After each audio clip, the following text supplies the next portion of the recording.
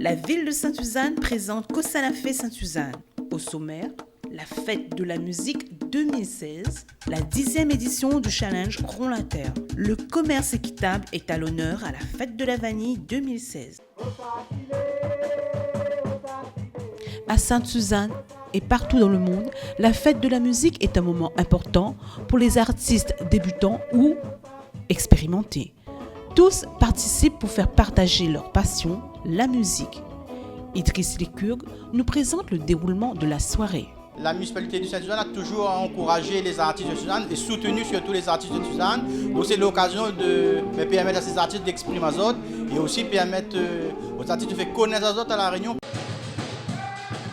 Ici et là, des jeunes se sont regroupés pour s'aider et présenter leur musique à la population de Sainte-Suzanne.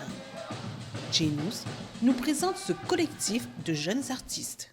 C'est un collectif où on se retrouve assez souvent en semaine pour répéter sans plus, quoi. Et donc voilà, et maintenant on a commencé à faire des scènes depuis peu et on essaye de partager, d'avancer, d'évoluer ensemble.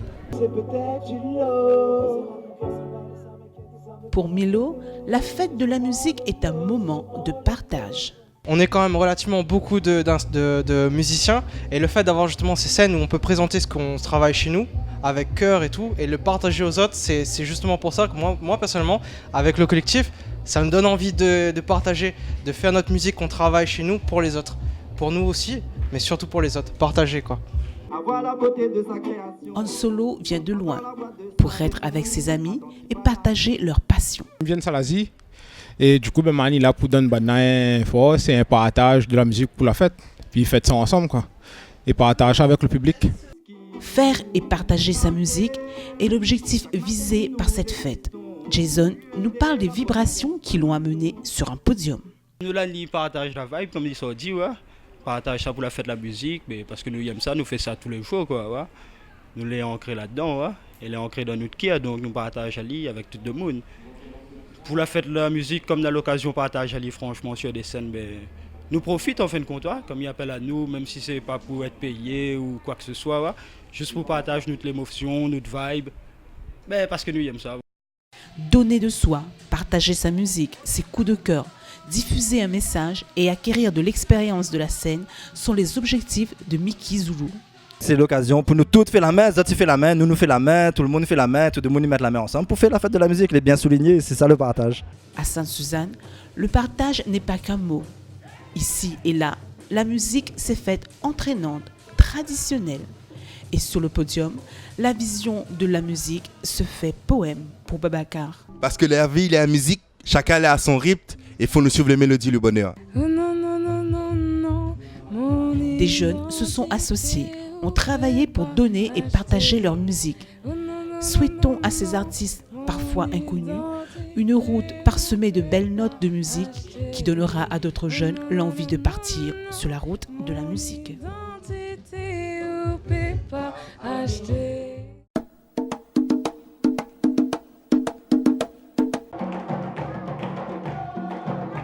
Le Centre Zélindor de la Marine accueille la 10e édition du challenge Rond la Terre. Cette journée, maintenant bien ancrée dans les traditions culturelles de la ville de Sainte-Suzanne, ouvre une fois encore les portes sur l'histoire des arts martiaux traditionnels. David Destan nous parle des objectifs visés par le Centre Zélindor. Le Centre Zélindor, c'est un centre culturel, donc il est amené à faire connaître toute la culture qu'il y a dans l'océan Indien, qu'il y a dans le monde. C'est pas seulement ça que nous avons dans la télé tous les jours, parce qu'il y a des choses que peut-être la jeunesse ne connaît pas, peut-être que les bonnes anciens ne connaissent pas. Ou croire connaître un tas d'affaires, mais fait compte pas grand ça nous connaît. Les affaires sont nées là même nous connaît pas. Donc le Centre Zélindor, nous il a fait connaître un peu tous les arts martiaux qu'il y a dans le monde, dans l'océan Indien, et après la ville en gaz indien, et aussi dans les arts martiaux. Donc il fait connaître un peu ça.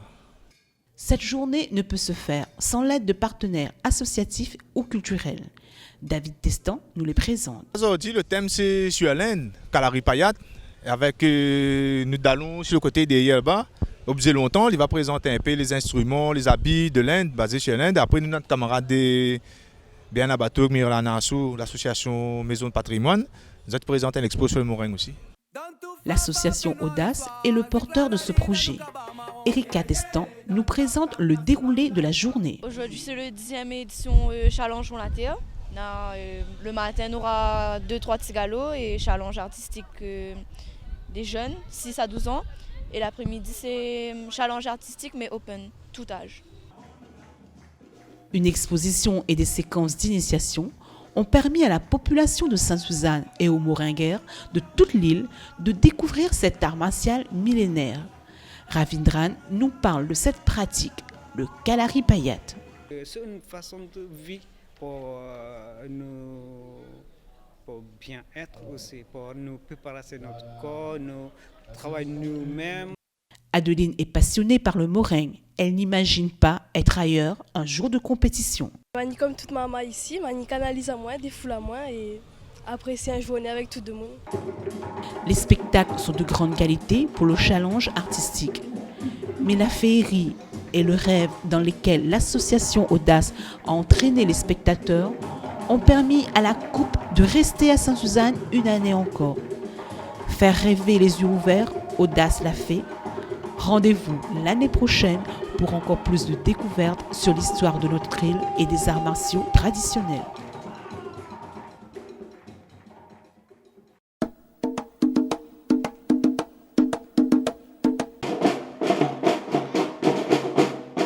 La ville de Sainte-Suzanne, labellisée Agenda 21 Local France, continue son engagement quotidien pour la sauvegarde de la planète. Pour la 5e édition de la Fête de la Vanille, le thème choisi est celui du commerce équitable. Pour Maurice Gironcel, il est important de réfléchir sur notre mode de vie afin de préserver notre environnement. Le commerce équitable, pourquoi? Parce que c'est pour le développement durable. Faire en sorte que nous protégeons notre planète, nous protégeons notre commune, nous protégeons notre pays. C'est ça le commerce dit équitable. Mais c'est surtout également permettre aux producteurs de vendre pratiquement sans passer par des intermédiaires. Ça aussi c'est important. Et je crois qu'aujourd'hui nous avons démontré localement qu'on peut faire. Mais c'est vrai, c'est donc tout un combat.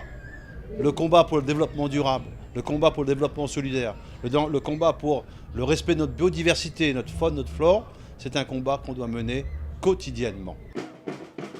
Des animations ont été mises en place pendant la Fête de la Vanille. Idriss Lecurgue nous présente le déroulement de cette manifestation. Nous sommes réunis au Bocage à l'occasion de la 5e édition de la Fête de la Vanille. Donc cette année, la municipalité de Sainte-Suzanne a donné pour thème cette Fête de la Vanille le commerce équitable. Donc le commerce équitable, c'est un mode d'écoulement de produits de petits producteurs. Et cette année, on s'est associé avec l'association Commerce équitable de la Réunion qui va nous présenter qu'est-ce que le commerce équitable à travers une conférence débat, aussi différents ateliers mis en place par cette même association. Pendant cette manifestation, le village Vanille ouvre ses portes aux visiteurs afin de partager un maximum d'informations sur le commerce équitable. On va débuter avec un carnaval des enfants des centres de loisirs de Sainte-Suzanne. Environ 250 enfants ont été présents sur ce site avec un spectacle de ces différents centres de loisirs. Ensuite, le public pourra découvrir notre village vanille avec ses différents exposants autour du miel, de la vanille, des produits artisanaux, des produits du terroir. Et en clôture de la journée, on aura une animation musicale sur le podium avec un plateau, on va dire, de jeunes, avec de jeunes artistes de Sainte-Suzanne, mais aussi des têtes d'affiche comme DJ MC Mac, Zoro Chang et Soldat Tatan. La musique a résonné jusqu'à très tard et a ravi la foule par un plateau musical riche et varié. Idriss Lecurgue nous présente la dernière journée de ce week-end d'animation. Ensuite, dans l'événement, on aura aussi l'association Club Loto Longtemps qui va exposer ses vieilles voitures, mais aussi de la Zumba, mais aussi le radio crochet et clôturer aussi des animations musicales avec comme groupe phare pour ce week-end Cayenne et un groupe international Prophétie. Préserver notre environnement, c'est aussi valoriser notre patrimoine végétal. Hubert Hervé nous présente le rima, un fruit que connaissaient bien nos anciens. Le rima a une histoire bien particulière. Je ne sais pas si le rima qui est arrivé à La Réunion a la même histoire, mais il est certain que le fruit à pain et le rima sont liés, étroitement liés à la révolte du Bounty que tout le monde connaît, au moins dans les barres chocolatées avec le coco. Le Bounty était un bateau qui a été armé par des Anglais pour aller chercher du fruit à pain parce qu'il permettait de nourrir les esclaves à bon marché. Puisque le fruit à pain, comme le rima, donne des fruits qui sont comestibles, d'usage varié et qui peuvent éviter de nourrir avec le maïs, le manioc, qui était la nourriture de base des esclaves à l'époque de l'esclavage. Nos anciens savaient profiter des ressources de la nature sans gaspiller. Le vakwa est un arbre fortement ancré dans nos traditions. Sabine Prudhomme nous parle de sa préparation avant le tressage. Nous récupérons les feuilles vertes, nous coupons au pied. Mais il faut savoir couper parce qu'il y a des feuilles que les trop dures, que les pas bon travailler avec. Et il ne faut pas aller non plus vers le cœur parce que nous tue le pied. Donc il faut savoir quelle feuille couper. Donc quand on finit de récupérer tout ça, on fait des paquets, nous emmène à l'atelier. Nous enlève les épines qui se retrouvent de chaque côté et le milieu, comme il dit le dicton. Les épines, les 3 côtés sur la feuille. Donc, nous nettoie, nous fait des paquets et nous met à sécher pendant 3 jours. Beau soleil, c'est 3 jours.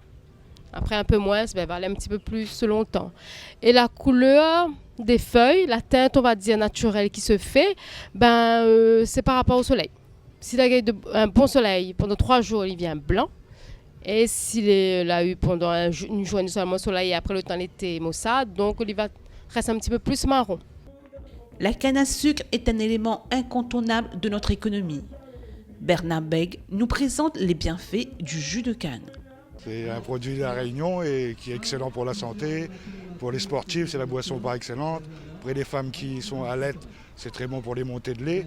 Et après, gustativement aussi, c'est un goût excellent. Après, c'est hyper nourrissant. Comme c'est une boisson par excellence pour les sportifs, les gens qui sont anémiés, ce genre de personnes, c'est une boisson qui leur convient parfaitement. Il est important que les artistes se mobilisent pour diffuser des messages pour la préservation de la culture de notre île. Zoro Chang est un ambassadeur engagé culturellement. Ici où ça nous est là, c'est bien la fête de la vanille, à ce que l'a dit moi. Et l'homme qui l'a découvert comment féconde la vanille artificiellement, il appelle Edmond Albius. Et c'était un esclave. À nous ici, nous les descendants d'esclaves, qu'ils soient directs ou indirects, par rapport à notre bonne génération, dans notre famille. Et donc pour nous, c'est l'honneur, c'est comme s'il représente à nous aussi. Et nous fait la continuité dans l'histoire. Nous représente une façon différente. Pour moi, de mon part, il représente toujours la culture réunionnaise musicalement.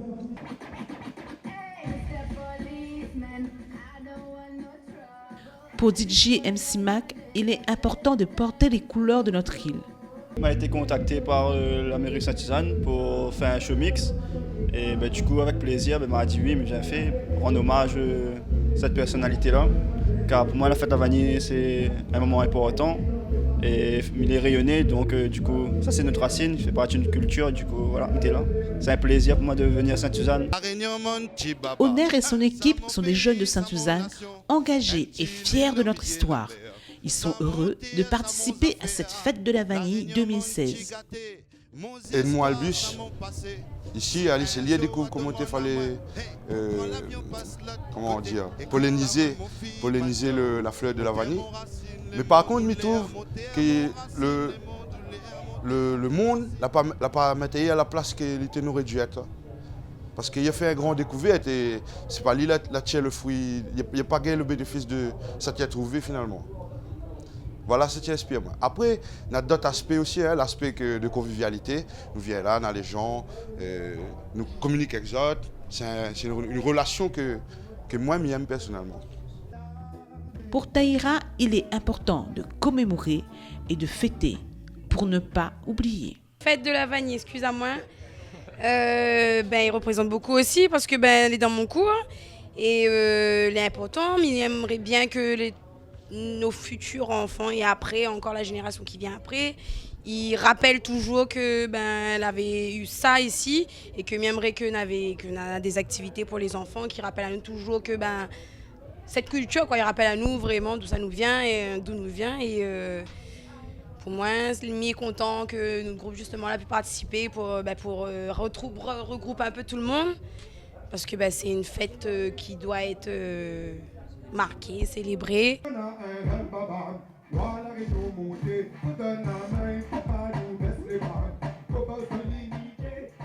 Pour Zorochang, ces instants de commémoration festive sont très importants pour la préservation de nos traditions et de notre histoire. Pour moi, il est important de participer à ces manifestations-là, vu que déjà les manifestations, ça va sur un but précis, il veut mettre la culture en avant. La culture, l'histoire, et ça c'est des choses qu'il faut nous léguer ça, notre petits descendants vont derrière nous. Donc c'est à travers les manifestations, on a aussi des personnes qui expliquent ça dans des manifestations comme ça. On a des endroits où on a des choses l'exposer. On a la stèle là-bas, le monde il vient, il regarde, il dit, s'il ne connaît pas qui il était Edmond Albius, il voit c'est qui. Parce qu'il faut nous transmettre notre histoire. Si nous ne transmettons pas notre histoire, dans 20 ans, dans 30 ans, le monde nous connaîtra plus. Et il nous sera perdu. Si nous ne connaissons pas où ça nous sort, nous ne connaîtrons pas où ça nous doit aller, où ça nous veut aller. La 5e édition de la Fête de la Vanille a été un moment de partage et de réflexion important. Pour la ville de Sainte-Suzanne, il est essentiel de commémorer Edmond Albius sans oublier de réfléchir au modèle de société que nous souhaitons pour demain. Un modèle respectueux de nos traditions et de notre histoire.